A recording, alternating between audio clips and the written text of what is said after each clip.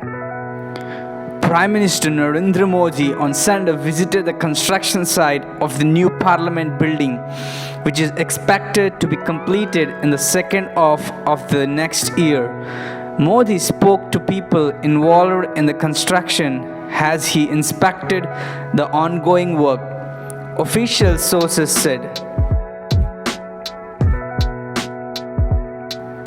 The building is part of the Central Vista project, which has faced criticism from the opposition. Government officials have said that Parliament's winter session in 2022 will be held in the new building.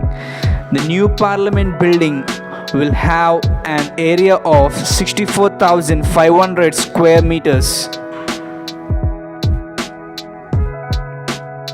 It will also have a grand constitution hall to showcase India's democratic heritage, a lounge for members of parliament, a library, multiple committee rooms, dining area, and ample parking space.